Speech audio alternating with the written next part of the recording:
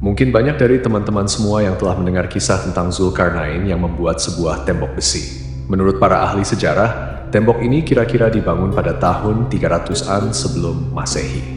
Namun di video kali ini kita tidak akan membahas tentang bagaimana caranya tembok itu dibuat.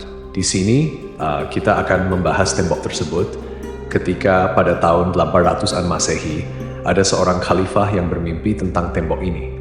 Artinya di sini kita akan membahas 1200 tahun setelah tembok ini dibangun atau 200 tahun setelah Al-Quran menceritakan kisah Zulkarnain. Lantas bagaimanakah mimpi dari khalifah tersebut? Kemudian apa yang dilakukan khalifah tersebut setelah beliau bermimpi tentang tembok ini? Untuk itu, di video kali ini kita akan membahas tentang mencari keberadaan tembok Zulkarnain. Assalamualaikum warahmatullahi wabarakatuh, Sobat Jazirah Ilmu yang dimuliakan Allah.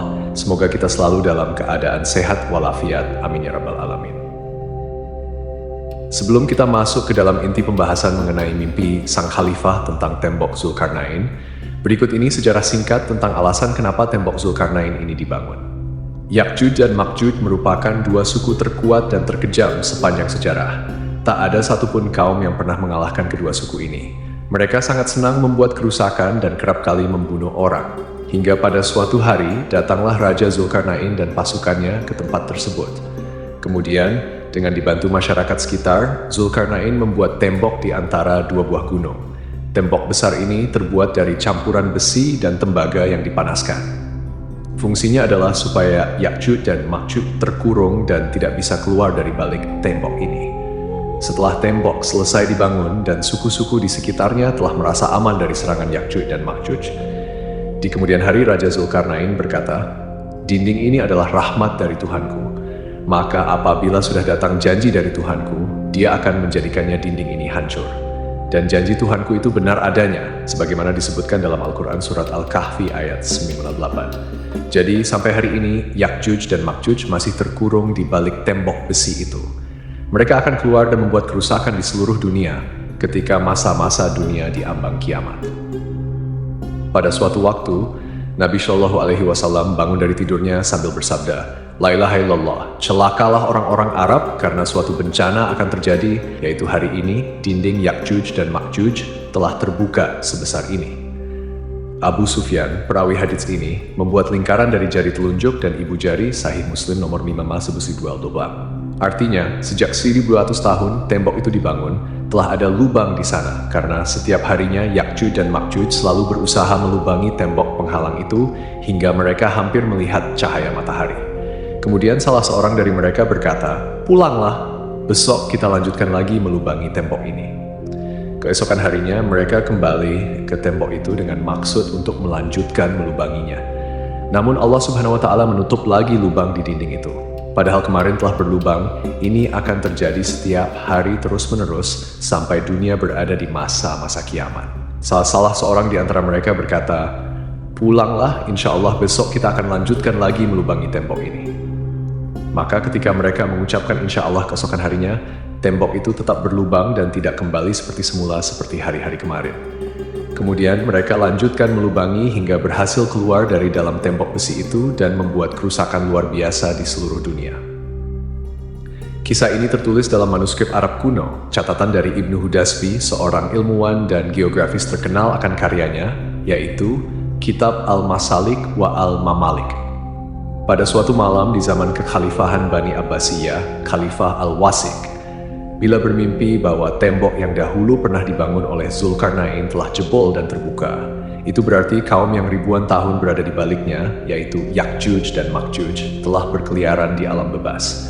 Khalifah sangat ketakutan karena jika hal itu sampai terjadi, tandanya telah terjadi malapetaka besar yang berkaitan dengan akhir zaman, karena teman-teman, lepasnya Ya'juj dan Ma'juj merupakan salah satu dari 10 tanda besar kiamat yang pernah disabdakan Nabi Shallallahu Alaihi Wasallam.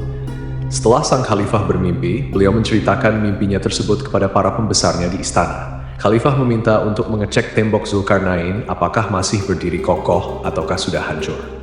Sementara itu, tembok ini masih menjadi misteri tentang letak persisnya di sebelah mana, karena sampai saat ini pun tak ada seorang pun yang mengetahuinya. Kemudian salah seorang pembesarnya mendatangkan seorang pengembara asal Turki yang bernama Salam Tarjuman. Khalifah Al-Wasik memerintahkan kepada Salam Tarjuman untuk mencari dan memastikan bahwa tembok Zulkarnain masih aman dan belum dijebol. Khalifah memberikan 5.000 dinar, ditambah dengan 10.000 dirham kepada Salam Tarjuman, demi bisa mencari jawaban atas mimpinya itu. Kemudian, demi memastikan Salam Tarjuman bisa menemukan tembok itu, sang Khalifah menyiapkan 50 prajurit yang diikut-sertakan dalam misi pencarian ini. Lalu ditambah lagi dengan kuda-kuda dan perlengkapan selama mereka di perjalanan. Karena saking banyaknya perlengkapan mereka ini, sampai-sampai harus dibawa oleh 200 kereta keledai. Sobat Jazirah Ilmu yang dimuliakan Allah, maka berangkatlah Salam Tarjuman bersama rombongan dari Samarra, yang merupakan sebuah kota kecil yang terletak di sebelah timur Sungai Tigris di Provinsi Salah Abdin, Irak. Setelah sekian lama, rombongan karnaval yang dipimpin Salam Tarjuman menjelajah, akhirnya mereka tiba di suatu tempat di wilayah Armenia. Armenia adalah negara perbatasan antara Eropa Timur dan Asia, terletak di antara Laut Hitam dan Laut Kaspia. Di sana, Salam Tarjuman melihat sebuah daerah yang memiliki tanah berwarna hitam dan air laut yang seolah-olah warna kehitaman. Juga lokasi ini adalah daerah sekitar Laut Hitam. Menurut salah satu argumen, kenapa dinamakan Laut Hitam? Karena di area sekitar laut tersebut sering terjadi mendung. Maka air laut yang biasanya berwarna biru akan menjadi berwarna hitam karena pantulan cahaya dari langit mendung. Teori lain menyatakan bahwa benda-benda yang tenggelam di air mendapatkan lumpur hitam yang menutupi setelah jangka waktu tertentu. Dan penemuan benda-benda semacam itu di seberang laut mungkin menjadi alasan di balik namanya. Kemudian teman-teman, Salam Tarjuman dan pasukan kerajaan singgah di sebuah kota tanpa penduduk. Kota ini terlihat seperti ditinggalkan terburu-buru oleh penduduknya, jadi tidak ada sama sekali warga di sana, sama seperti kota hantu. Rombongan Salam Tarjuman pun mencari-cari masyarakat di sekitar kota hantu ini. Mereka menemui 1 hingga 2 perkampungan yang ada penduduknya. Salam pun mulai bertanya kepada penduduk itu. Tapi anehnya, para penduduknya ini memiliki bahasa yang tidak dikenal alias sangat asing didengar, sehingga mereka tidak bisa berkomunikasi dengan rombongan Salam Tarjuman. Kemungkinan orang-orang itu adalah orang-orang Georgia yang bahasanya trisolir selama 5.000 tahun. Hingga apabila dia telah sampai ke tempat terbenamnya matahari, dia melihat matahari terbenam di dalam laut yang berlumpur hitam, dan dia mendapati di situ segolongan umatnya berkata, "Hai Zulkarnain, kamu boleh menyiksa atau boleh berbuat kebaikan terhadap mereka." Al-Quran Surat Al-Kahfi ayat 86. Teman-teman khusus iman, karena Salam Tarjuman sulit berkomunikasi dengan penduduk di sana, mereka pun menggunakan seperti bahasa isyarat untuk bertanya kepada masyarakat di sekitar apakah mereka mengetahui tentang dinding besi Zulkarnain. Hingga ketika dia sampai di antara 2 gunung, didapatinya di belakang kedua gunung itu suatu kaum yang hampir tidak memahami pembicaraan. Al-Quran Surat Al-Kahfi ayat 9. Akhirnya, para penduduk di sana membawa Salam dan rombongan pergi ke suatu tempat. Warga sekitar menunjukkan bahwa di situ memang ada sebuah gerbang atau sebuah dinding yang terbuat dari besi tembaga. Daerah ini kalau di peta dunia disebut dengan Ngarai Darial. Lokasinya berada di dekat Sungai Terek. Georgia Ngarai sendiri diartikan sebagai sebuah lembah yang punya sisi-sisi dinding pegunungan yang terjal. Untuk menuju ke lorong, lembah tersebut hanya ada 1 jalan yang mengarah ke sana. Lorong ini dibuat oleh tentara Georgia dan dipugar kembali oleh Rusia pada tahun 1950-an. Sejak dahulu, lorong Darial dikenal untuk tujuan menjelajah. Lorong ini juga dikenal dengan sebutan gerbang alam atau gerbang Kaukasia. Ada juga yang menyebutnya dengan gerbang Iberia. Menurut sejarawan Muslim Abul Kalam Azab, ada sebuah timbunan besar berupa tembok yang dibuat dari besi bercampur tembaga di Bukit Kaukas atau Pegunungan Kaukasus. Bendungan berupa dinding ini ada di kawasan yang cukup sempit di antara 2 bukit dari Riau. Keadaan bukit itu curam dan membentang memanjang dari Laut Hitam hingga Laut Kaspia. Dinding yang menghubungkan 2 bukit tersebut juga menghubungkan antara 2 laut, panjangnya 1.200 km. Bukit dari Riau secara umum masih tidak terusik oleh tangan manusia.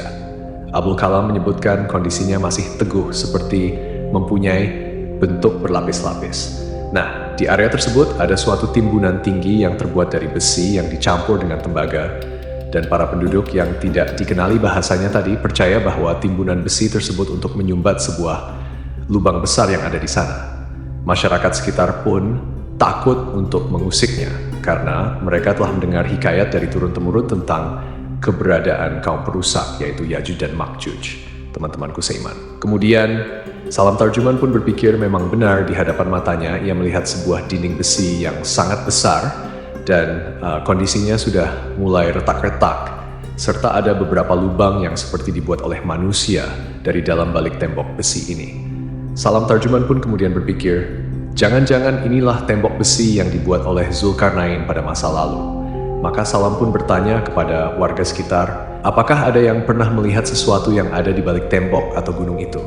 Orang-orang kampung ini berkata, iya, kami sering melihat kadang-kadang di puncak gunung ada orang-orang berlarian. Orang-orang yang dimaksud memiliki ukuran tubuh yang sangat kecil dan barbar. Suatu waktu, teman-teman masyarakat di kampung situ suka menggedor-gedor tembok besi tersebut dan terdengar suara manusia meraung keras dari balik tembok besi itu. Kemudian mendengar perkataan masyarakat sekitar, ya, mungkin mereka menggunakan bahasa isyarat. Saat itu Salam kemudian hanya menyimpulkan, mungkin inilah Ya'juj dan Ma'juj. Setelah itu, Salam Tarjuman mencongkel sebagian dinding besi tersebut kemudian dibawa pulang ke istana untuk menunjukkannya kepada Khalifah Al-Wasit. Sobat Jazirah Ilmu yang dimuliakan Allah, setelah Salam Tarjuman bertemu dengan Khalifah Al-Wasit, dia memberikan bukti potongan tembok besi.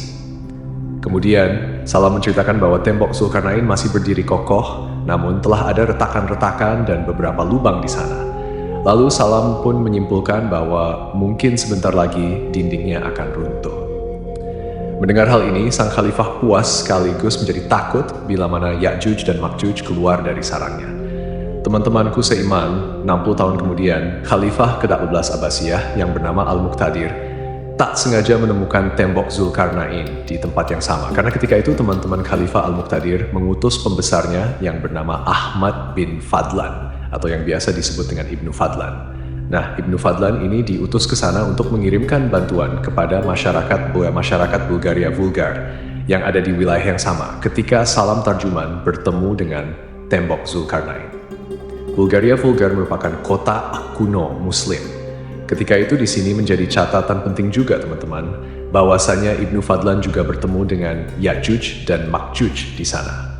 Namun anehnya, Ibnu Fadlan melihat mereka berukuran besar setinggi dengan pohon kurma. Artinya, mereka adalah suku raksasa dan masyarakat sekitar menyebut mereka dengan Ya'juj dan Ma'juj.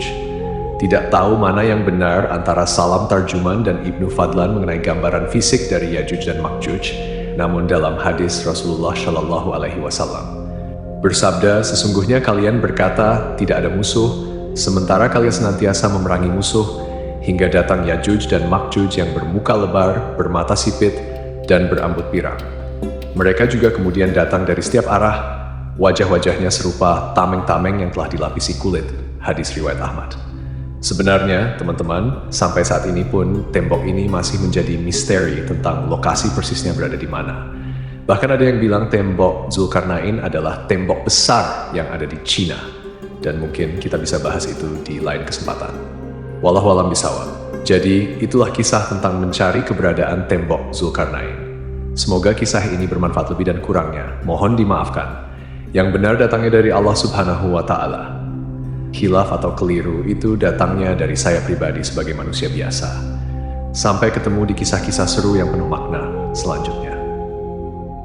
Saya akhiri. Wassalamualaikum warahmatullahi wabarakatuh.